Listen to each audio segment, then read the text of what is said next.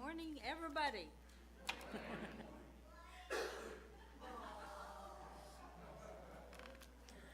Well, we're either a mom, we had a mom, and there's something important you need to know about mom, or even the nurturer in yourself. It is your fault. The first woman already, she's in trouble, right out of the chute. Eve messed up. All she wanted was an apple. And then she became a mom and it went south from there. She was always saying the wrong thing, not that mothers would ever do that. For instance, this blameworthy quote from Eve, "Cain, Abel, stop that fighting, for God's sakes, one of you is going to kill the other one." Sure enough. So whether you're a mom or not, as a nurturer, we become the most valid thing in a person's life. We become the emblem of truth in someone's eyes just by our nurturing nature. And that's a heavy responsibility. I'm going to read this quote from Franklin Roosevelt. He didn't know he was writing it about mothers, but this is about mothers. Listen. It's not the critic that counts, not the man who points out the strong man, how the strong man stumbles, or where the doer of deeds could have done them better. The credit belongs to the man who is actually in the arena, or the woman in the arena, whose face is marred by dust and sweat and blood, who strives valiantly, who errs, who comes short again and again, because there is no effort without error and shortcomings, but who does actually strive to do the deeds, who knows great enthusiasms, the great devotions, who spends himself or herself in a worthy cause, who at the best knows in the end the triumph of high achievement, and who at the worst, if he fails, at least he fails while daring greatly, so that his place shall never be with those cold and timid souls who neither know victory or defeat. It's about moms, right? Absolutely. Well, I was a mom who dared greatly, who had no inhibitions. I don't know if you remember back in the 70s, the Rocky Horror Picture Show. Anybody remember that? The lighters, the light. Well, at that time, a kid couldn't go see the Rocky Horror Picture Show without an adult. Well, I was that mom. In our station wagon, I loaded up my kids, including my infant baby, Mark, and all the drama kids that could squeeze in there, and off we go to Highland Park to see the Rocky Horror Picture Show. Well, the crowd waiting to get in was as much of a show as the movie. Well, there we had 3 guys dressed up like the Andrews sisters, singing Boogie Woogie Bugle Boy at Company B. So, but it was so crowded, we had to break up and everybody sit in different spots. So myself, and there were other kids there too from the drama club and from MacArthur High School. And all they could say was to my kids, "You brought your mom?" But then, so we break up, I go in, I get to have my baby with me, and I sit next to June Cleaver. He was lovely.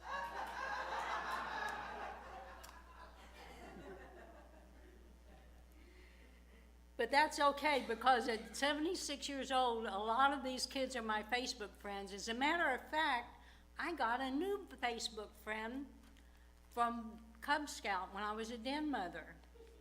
Let me tell you about this kid. I don't know what kind of man he grew up to be, but at 8 years old, he had this quirky laugh that sounded like a donkey brain. And for him, the funniest thing that he could do was pinch my bottom, and then we'd hear the donkey bray. So I don't, Darren Bush, right? But I guess I made an impression because now he's my Facebook friend from 8 years old. I know, that's when I decided that if I died and went to hell, it was going to be filled with 8-year-old boys and sticks and Venetian blinds. Yeah, we had a good time growing up, didn't we?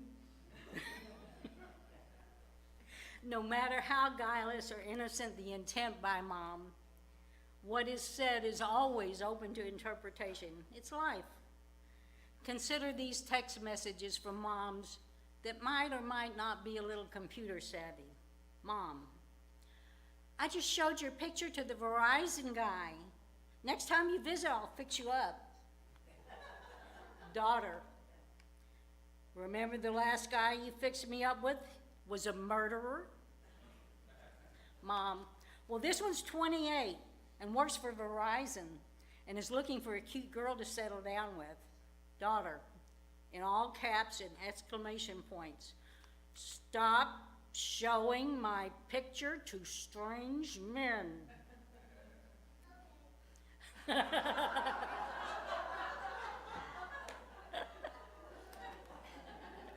Okay, this is another one. Mom, your great Aunt Bessie just passed away, LOL. Son, is that funny?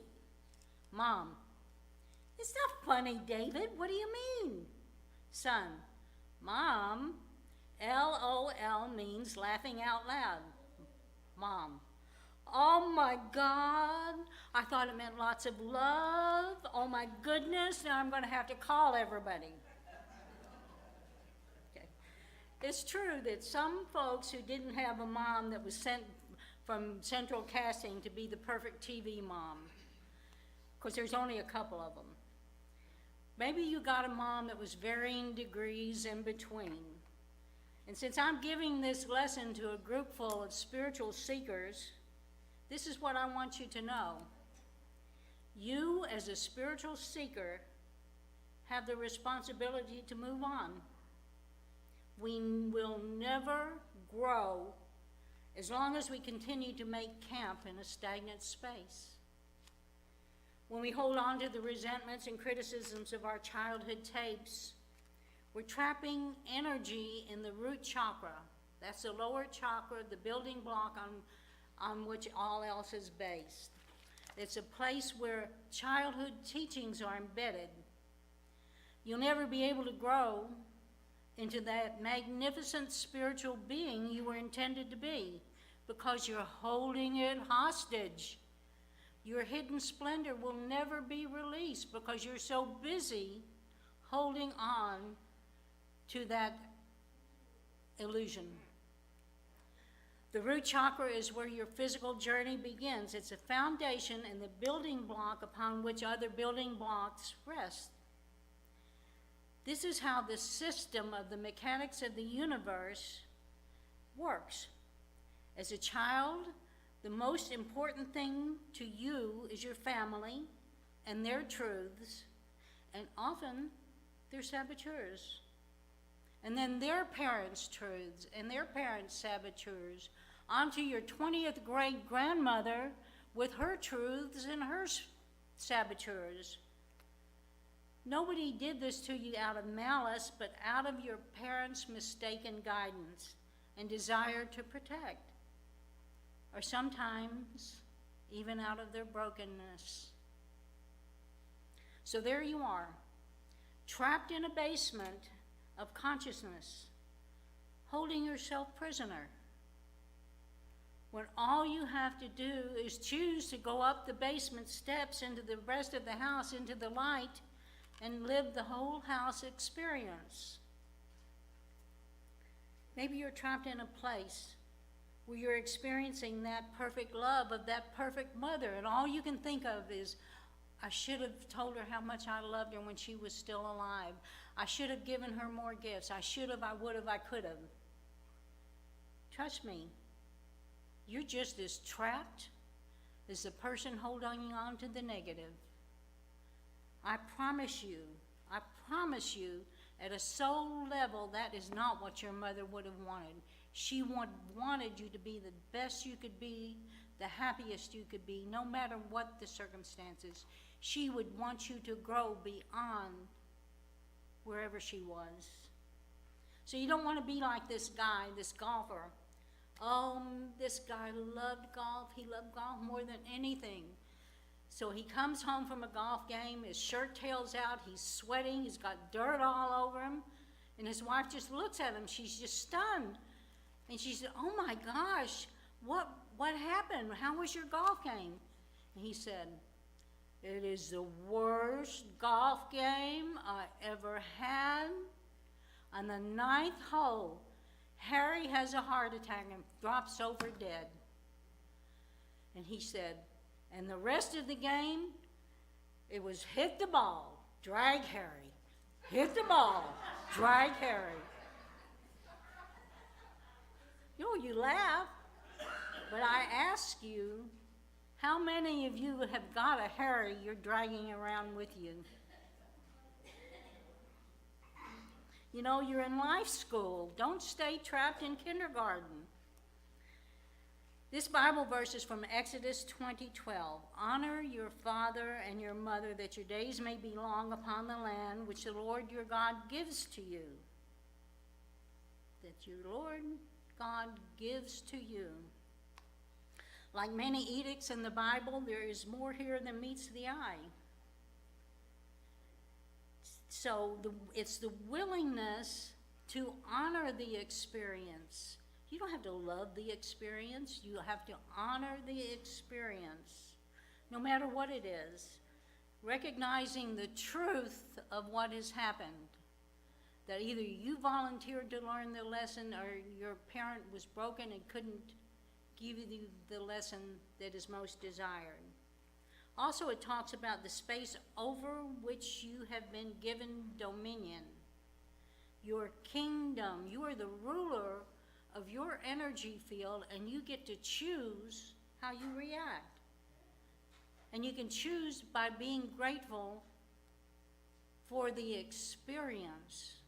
Maybe not the incident, but be grateful for the experience because it helped you grow and learn.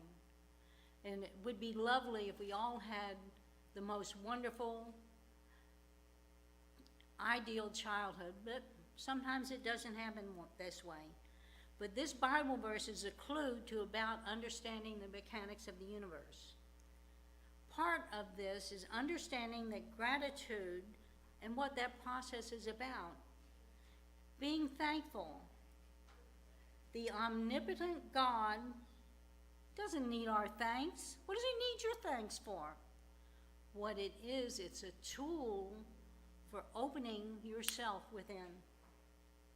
We need to grow to and through the process of gratitude. Even gratitude for the opportunities that we chose as a soul to experience to further our understanding. In gratitude, there's a number of dynamics that are occurring in our physical, our mental, and our spiritual bodies. One, when we genuinely recognize or honor an experience as a segue into the next step, then we no longer give a negative connotation to that experience. Negativity is toxic. We just let it go and say, this was an experience, it taught me something I needed to know. Glenn always says that if it hadn't been for that, what seemed at the time a bad experience, it wouldn't have opened the rest of my life, which is glorious. Two, when we express gratitude, we open that door of communication with Spirit, with God. We have then begun a relationship with the divine. Three, when we express gratitude for our blessings, we become a conscious and deliberate cog in the wheel of things turning in our favor. Let me give you this visual. You know, right now, they have all these things at the home stores, these little jugs with a spigot on it. And I guess all women everywhere have bought one so that you can serve a punch at your party. Well, just imagine that filled with this golden liquid of blessings that is just for us. And so we take our little shot glass and we turn this spigot and get our little cup of blessings and drink it up. Or we can get a teacup, or we can get a water pitcher and get all. It's up to us. How much are we ready to receive? Okay, in experiencing gratitude, then we become part of the solution, an initiator of our own good, and then we begin to give birth to our future selves. My mission on this planet is to nudge each of you toward a greater expression of your highest self. You know, sometimes moms have the hoof and mouth disease. I'm famous. For most of us, it's a guileless, well-intentioned, misplaced effort when we should be letting our children express their own version of life. We're moms, we do that. So now I'm going to tell you all what to do, and because I feel like I'm the mother of all, even Harold. You become my children if you come in here. So I'm going to speak right now for all moms. I'm going to go out on a limb here. Shirley MacLaine, watch out. I'm on your limb. I'm even going to be bold enough to speak for the mother and Mother, Father, God. As I channel the mother, this is what she would say. What I want each of you to fully know within the core of your being, at a soul level, I want nothing more for you than to experience your highest potential and your most blessed happiness. Okay, now I'm going to speak as the child who held on to old tapes longer than she should have. Nothing changed for me until I chose to grow past old hurts. So, all I want from my children, and that includes each of you, all I want is for you to walk on water. Unfortunately, as a mom, as much as I would like, I can't do that for you. It's not my place. I'd like to just push you out of the way and do your stuff for you, but I know better. But this I do recognize as truth for each of you, for me, for everyone. Nobody gets to walk on water unless they get out of the dang boat. Happy Mother's Day.